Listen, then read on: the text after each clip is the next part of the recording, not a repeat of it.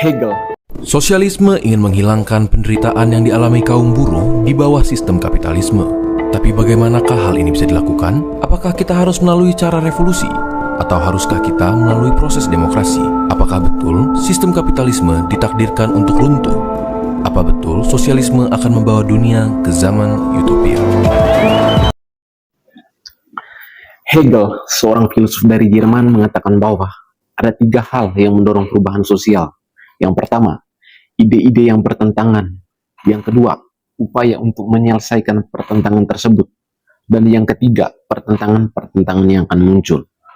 Ketiga hal ini disebut sebagai tesis, antitesis, dan sintesis yang akan menjadi tesis.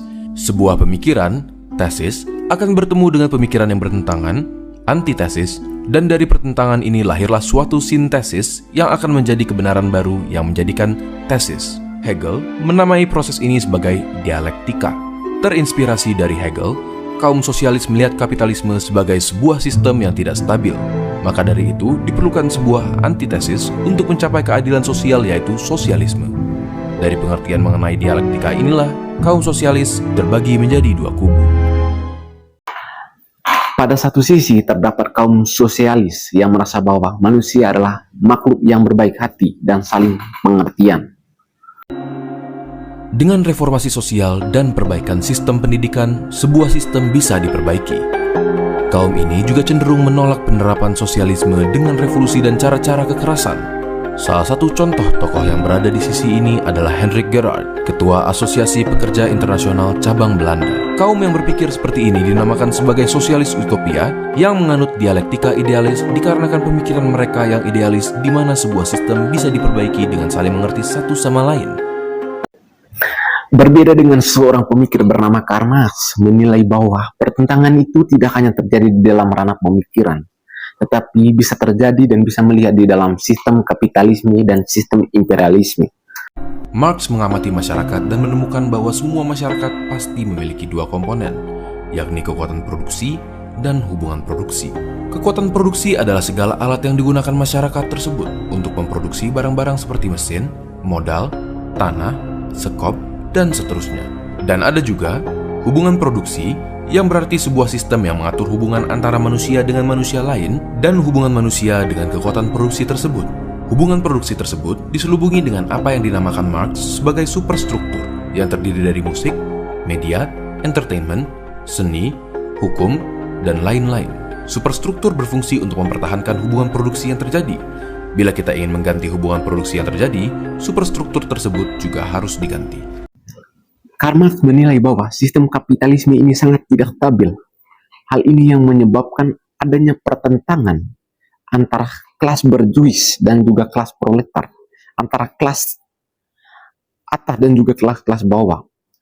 Jadi hal ini yang Karl Marx sering nyatakan sebagai pertentangan hidup dan mati. Jadi proses ini sering disebut sebagai dialektika materialisme. Konfrontasi ini dijelaskan oleh salah satu pejuang kemerdekaan Indonesia, Tan Malaka, secara lebih sederhana di bab 6 dari bukunya yang berjudul Aksi Massa. Kaum kapitalis bersaing satu dengan yang lain untuk mendapatkan kekayaan, dan untuk memenangkan persaingan tersebut, pemilik-pemilik bisnis tersebut akan bergabung untuk membentuk sebuah kongsi untuk menambah kekuatan ekonomi kaum kapitalis. Persaingan antar kongsi akan mendorong pembentukan sindikat, gabungan dari beberapa kongsi, karena gabungan di beberapa kongsi ini memberikan mereka kemampuan bersaing yang lebih tinggi.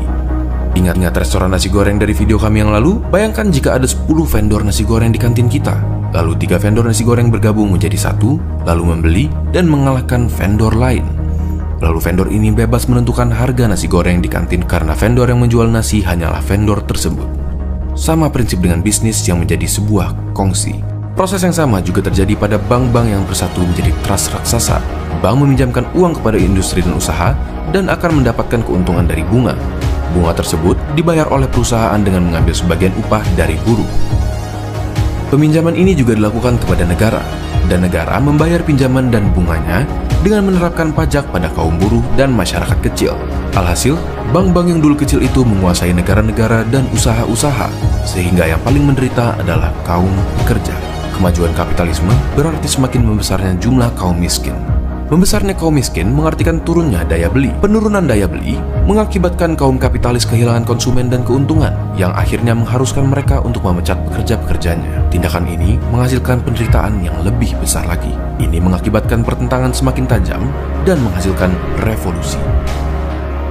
Kaum pekerja bangkit mengambil faktor-faktor produksi yang menggantikan kepemilikan pribadi menjadi kepemilikan bersama, pada akhirnya menggantikan hubungan produksi dalam kapitalisme ke sosialisme.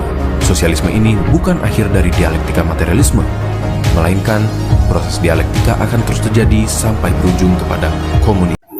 Tentu saja untuk melakukan revolusi itu berbeda-beda. Hal ini yang menyebabkan adanya perbedaan, adanya pertentangan dalam hal kondisi sosial dan juga kondisi ekonomi. Hal ini juga memiliki banyak cara dan juga interpretasi akan paham karma ini. Ada Marxisme, Leninisme di Rusia, Maoisme di Cina, dan bahkan bapak proklamator kita pun merumuskan Marhaenisme. Marhaenisme adalah sosialisme Indonesia dalam praktek. Berbeda dengan Marx, Soekarno percaya bahwa revolusi di Indonesia bukan hanya dilakukan oleh kaum proletar melawan kaum borjuis semata. Kaum Marhaen, menurut Soekarno, adalah proletar bukan, borjoi bukan. Mereka memiliki modal, alat produksi, dan tanah secara pribadi. Tapi mereka tidak mempekerjakan siapa-siapa, atau bila pun mempekerjakan orang lain, hanya sedikit. Mereka sendirilah yang cenderung mempekerjakan kekuatan produksi tersebut dan hasil-hasilnya untuk mereka sendiri. Kaum Marhaen juga terdiri dari kaum proletar ini, rakyat kecil, nelayan, pedagang, semua orang-orang yang melarat dan juga orang-orang yang ditindaskan oleh sistem kapitalisme dan juga imperialisme ini. Kaum Marhaen pada waktu itu berjumlah sangat banyak dan hidupnya melarat diakibatkan kapitalisme dan penjajahan Belanda. Menurut Soekarno, revolusi di Indonesia akan dilakukan oleh kaum Marhaen yang akan dipimpin oleh segelintir kaum proletar yang terdidik. Revolusi ini tidak ditujukan bagi kaum borjuis Indonesia karena posisinya yang lemah, melainkan ke kaum borjuis Belanda yang menjajah Indonesia pada saat itu. Maka dari itu, borjuis Indonesia justru diikutsertakan dalam perjuangan melawan penjajahan. Dari pertanyaannya, Soekarno ini dia menginspirasikan Karl Marx dan juga Hegel. Yang menjadi pertanyaannya, apakah betul Soekarno ini adalah seorang yang komunis? Jawabannya tentu tidak. Dalam wawancaranya dengan Cindy Adam, berkali-kali Soekarno membantahkan hal tersebut, bahwa dia bukanlah seorang yang komunis. Aku bukan, tidak pernah, dan tidak mungkin menjadi seorang komunis. Kuulangi bahwa aku seorang sosialis, bukan komunis. Aku tidak akan menjadi komunis, aku tidak akan menjadi seorang simpatisan komunis. Dia bahkan mengutarakan bahwa ketaatannya beragama membuat dia enggan disamakan dengan komunis. Namun, Soekarno bukanlah seorang yang anti-komunis. Beliau juga sering mengancam orang-orang fobia, orang-orang Islamfobia. Justru Soekarno berharap bahwa paham-paham yang berbeda inilah yang menciptakan sebuah persatuan dalam suatu negara. Dari situlah Soekarno mencetuskan ideologi politik yang sering kita dengar, yaitu adalah Nasakom.